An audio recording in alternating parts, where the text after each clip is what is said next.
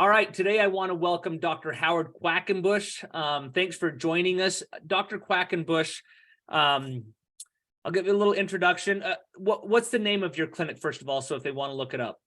We are Delta Physical Therapy and Sports Medicine. We, of course, have websites, Facebook, Instagram, that sort of stuff. But we're located in Millard County, Utah, and we've been in practice for 28 years. Perfect. And his clinic was named the State Clinic of the Year by the American Physical Therapy Association. His clinic is also a clinical site for Washington University, which is one of the top physical therapy programs in the nation. Rocky Mountain, Loma Linda, University of Utah, A.T. Still, Toro, among several others. Dr. Quackenbush is also adjunct faculty for the University of Utah in their physical therapy program. You also served as a physical therapist for the Olympic Games, I believe, in Salt Lake City. Yeah, in 2002, I was fortunate enough to be part of that as an athletic trainer and a physical therapist, and that was a fun experience. In fact, in my office, kind of opposite of my camera right here, I have one of the plinths that we used back in the day with the logo and everything still on it. So very cool. Very cool. So Dr. Quackenbush brings a wealth of knowledge and experience. And I've explained to him that this is regarding wildland firefighters we have in the field as well as in the office. And so I've asked Dr. Quackenbush to go over what are, in your opinion, what are the most common office injuries that you see come through your clinic? Yeah, it's fascinating because you think, well, the office is a controlled environment, what could possibly happen there? But I would suggest that in our outpatient clinic, we probably see more people in treatment for neck and shoulder pain, headaches, low back pain, and leg swelling than we do for active people that, of course, all right, we're rural, so we see farmers, we see agriculture, of course, we see industrial people also. But yeah, office stuff is really quite common to have overuse type injuries, but the overuse ones are those ones that everybody complains about, but they never know quite what to do about them. Very cool. So this wouldn't classify so much as an acute injury, but more of a chronic injury. So explain why these chronic injuries occur and what are the common locations of them. You mentioned neck, and could you be a little more specific? And if you know the names of these injuries, I know like carpal tunnel is going to be one that comes up, sure, or something like that. Mm-hmm.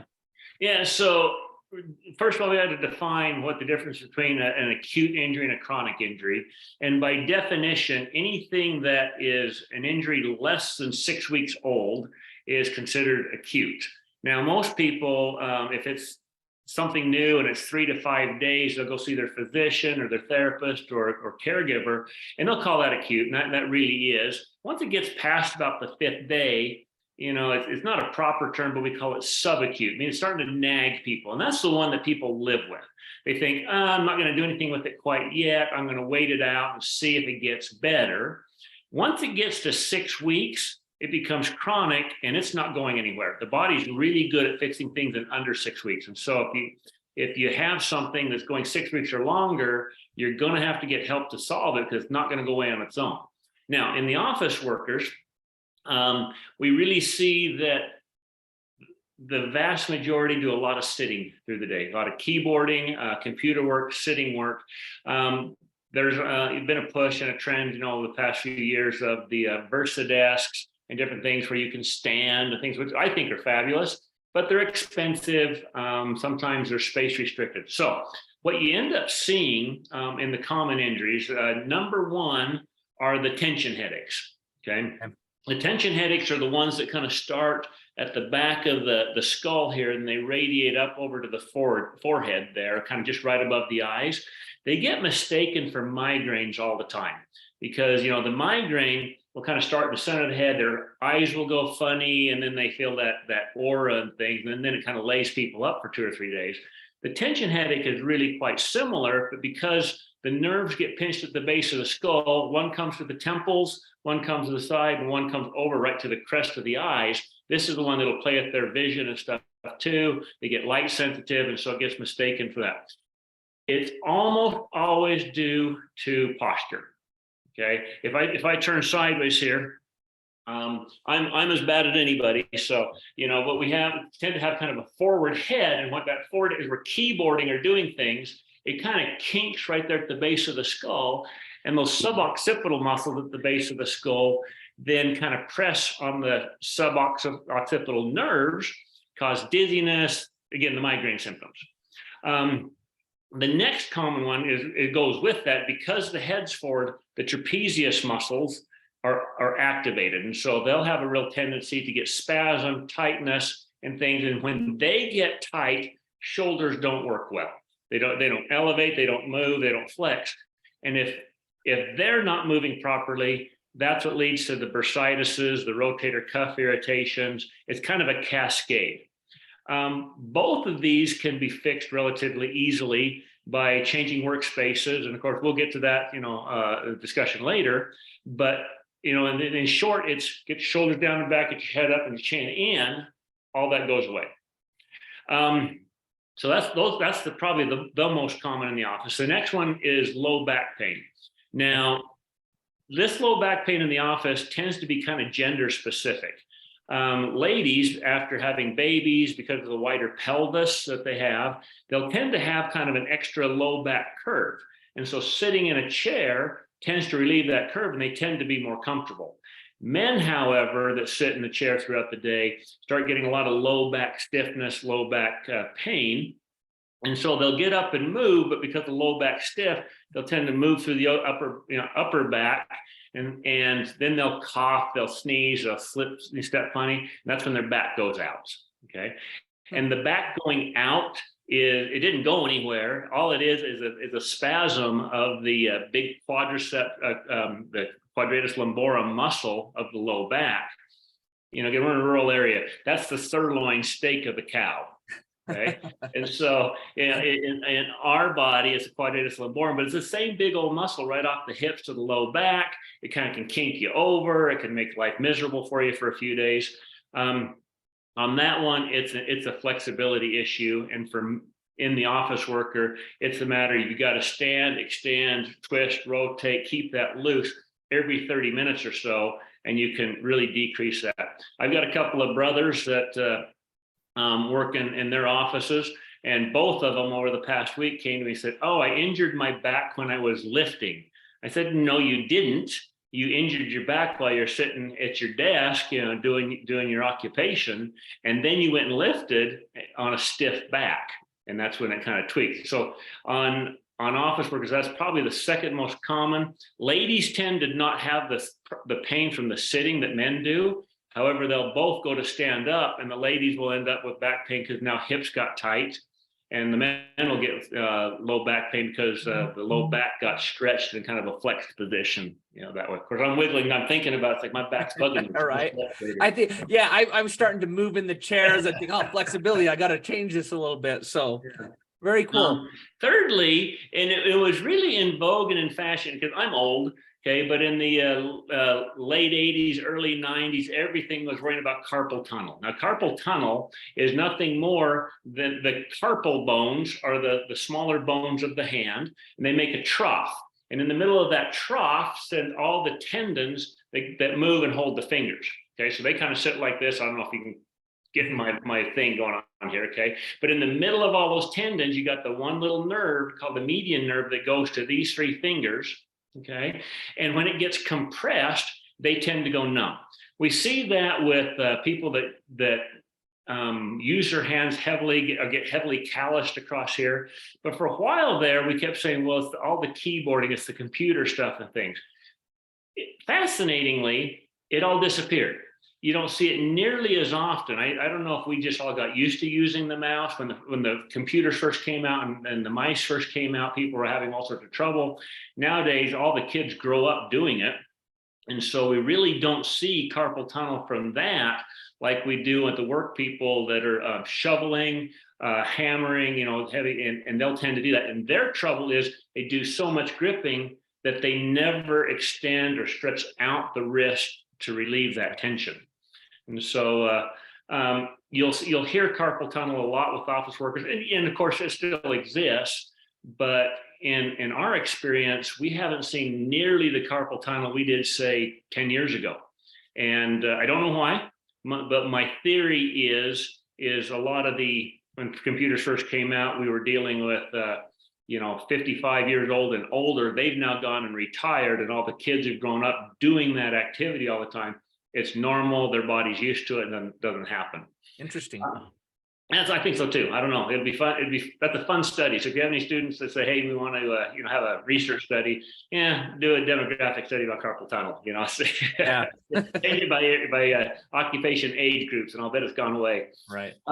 Lastly, one you don't typically think about are varicose veins, swelling in the feet, neuropathies, and all sorts of things.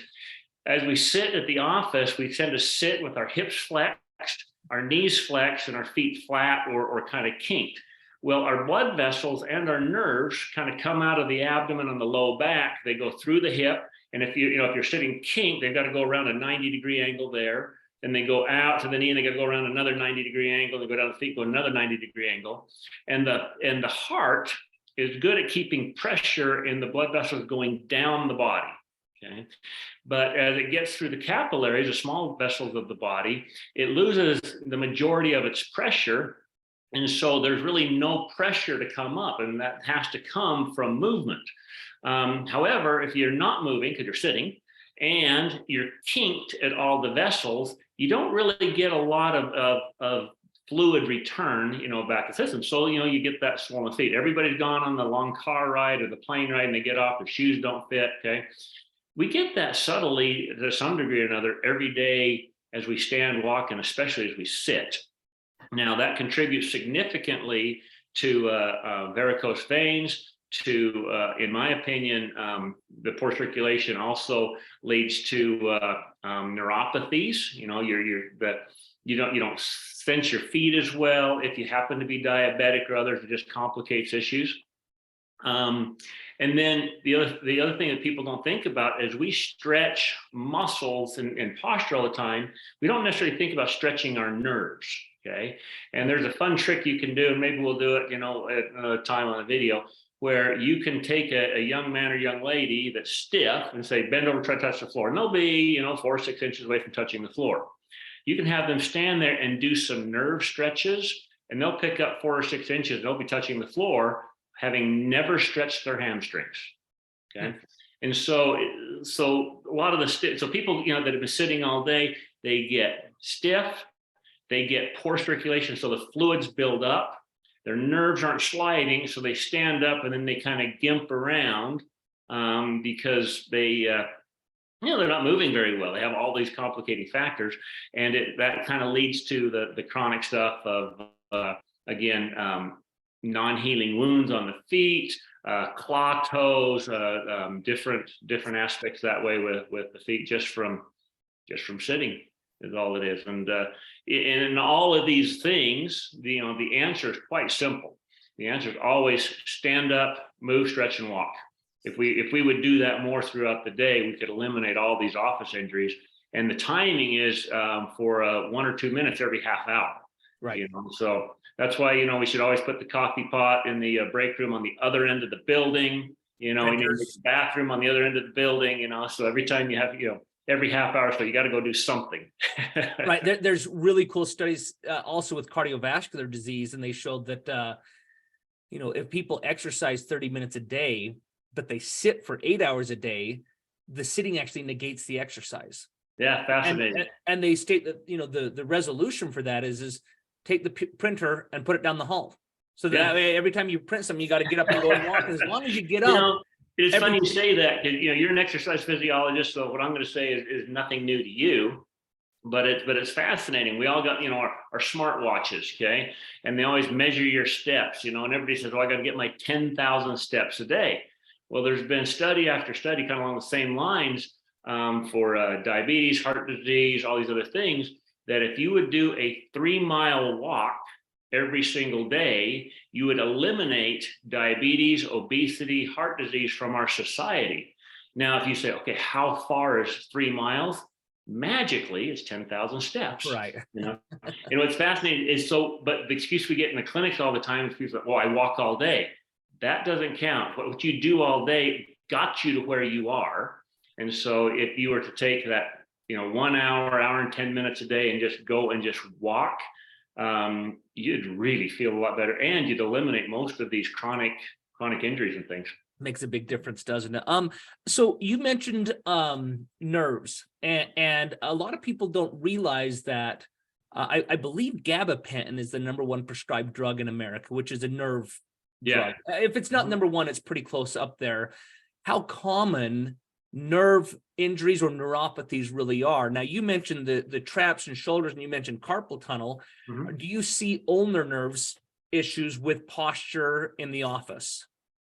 Yeah, does posture end up resulting in other nerve injuries of the upper body? Because if it does it with the lower body, I'm assuming it does it with the upper body. Yeah, and you bring up 2 points. First of all, gabapentin is kind of a reaction to all the opioid stuff. We've had all the painkillers for all these years that don't believe the media at all. This came from our federal government mandating physicians take care of pain at every visit, and they had no other tools. And so back in the early 90s, that's what they did. And then people, continue to do that. So now to get away from the overuse of the opioids, we're just prescribing other addictive medications, and gabapentin is one of them. Works wonderfully well to get nerves to settle down. You got Lyrica, you got gabapentin, you got, Xarelto, you got a whole slug of them. But they all try to do the same thing. They try to slow the brain and the spinal cord's perception of pain coming in. Now, what's interesting is nerves are perfectly happy when they slide and glide. And again, we don't think about this, but my brain, my spinal cord have spinal nerves that come off, and those spinal nerves go down, in the upper extremity case, they come out of the neck, they kind of mesh into the brachial plexus, they go under the pectoralis minor, and then down the arm. Okay. But they're cords. When you get in your anatomy labs and you dissect them all out, they're individual structures. And as you move, they move with you. A fun thing to do with people is, I'll kind of get where you can kind of see, is you put your arm all the way out, kind of put it behind you, you extend the wrist, and then you tip your head. Okay. And if also when you tip your head, you're feeling that kind of that burny pain down the biceps, stuff, and even down to your fingers. Yeah. That's stretching your nerves. They're supposed to slide and glide through the tissues. Now, office workers are notorious, again, for doing the stuff in front of them. So chest gets tight, head gets forward, and they get bound up, especially right here in the front of the chest. And then they'll say, well, I go home and I go to bed, I wake up, my hands are numb. Okay. Or if I do something overhead, like putting in light bulbs for a few minutes, I got to drop my hands because my hands went numb. Okay. And they think it's circulation. They think it's all sorts of things, when all it really is the nerves are tight, are getting pressed underneath the pectoralis muscle. And in the hip, it's the bum, get right there in the piriformis area. But it's not sliding, so they get pinched, and it's just like you're just dinging on your funny bone, the whole time, and it gets tight. So again, stretching chest, and then stretching nerves. You do this, you flex the hand back and forth, okay, for that, and then or you do the Batman eyes for ulnar nerve. There's in therapy we got lots of tricks, but there's lots of ways to stretch those nerves and keep them moving. But you're spot on when you worry about tightness and things too, because that'll cause thoracic outlet syndrome, nerve impingement syndromes. People say, oh, my ribs pop out all the time, I got to go to the chiropractor and pop back in. All that is because things are tight, get them stretched, and they'll bucket handle themselves right back to where they're supposed to be. It all comes down to posture, flexibility, and and just a little endurance and movement. Therapy, physical therapy, we should rename it. It should be movement therapy.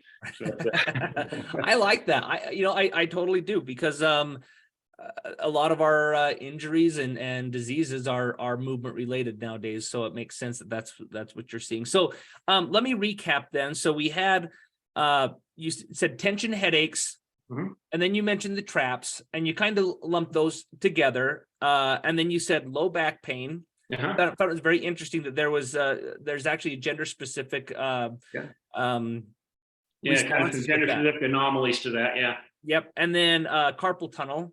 Mhm. And then the last one was lower extremity swelling, legs and varicose veins, Yeah. and neuropathies with that. So Yeah, neuropathies, but the varicose veins, a lot of our ladies struggle with that because if we go back to the low back thing, they have tight hip flexors, and so it kind of tips the pelvis forward while they sit, and so they'll extend on it, so their low back stay good, but now the hips are extra kinked, and that's where your big veins are coming out of the legs, and if they get pressure, it's like a balloon. You start blowing up a balloon, it's going to expand and contract, expand, contract, but if it stays inflated when you let the pressure off it, then it just kind of stays kind of funky. That's what varicose veins are. Just they've had too much pressure for too long, and so they bump out.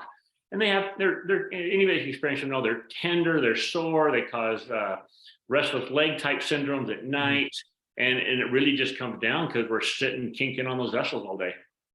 Well, this has been extremely informative. I appreciate it. Thanks for taking time out of your day. I know as you're running a clinic, your time is precious. So I want to thank you again, and I will look forward to our next discussion with you.